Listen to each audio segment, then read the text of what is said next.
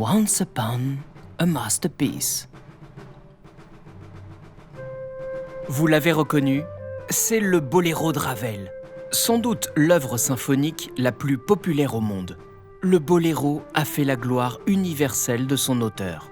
Mais comment cette œuvre est-elle née ? À la fin des années 1920, Maurice Ravel est depuis longtemps un compositeur reconnu. Il multiplie les chefs-d'œuvre depuis plus de 2 décennies.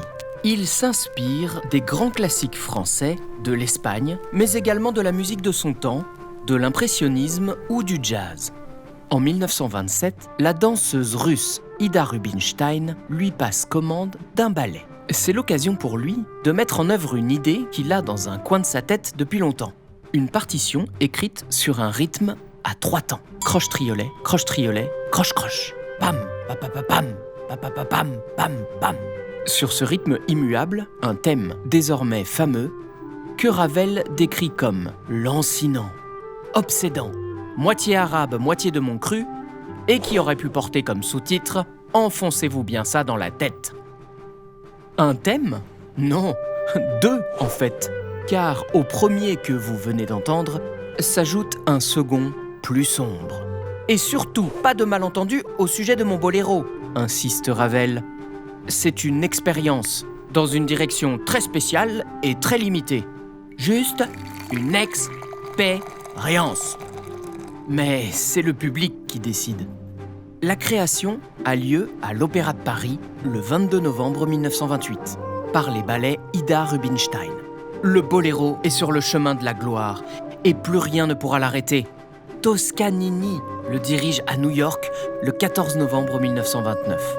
Ravel en personne le reprend à Paris le 11 janvier 1930 et le dirigera une 30aine de fois en France et à l'étranger.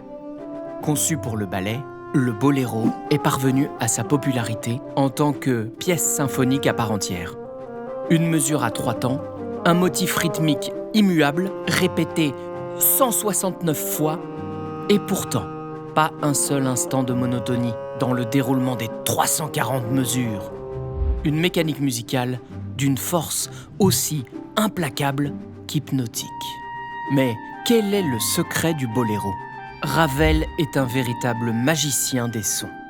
Il a su imaginer une composition d'un genre nouveau, avec un thème qui se répète, mais qui change de couleur à chacune de ses 18 apparitions. Tout se répète et tout est à chaque fois différent. Et puis il y a ce fameux crescendo que Ravel construit en faisant progressivement rentrer les instruments.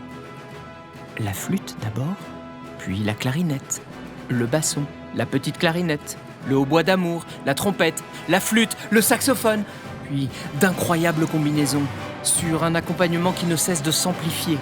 La musique grandit, grandit, grandit comme un organisme vivant jusqu'à la conclusion explosive et saisissante. Une expérience. Mais quelle expérience!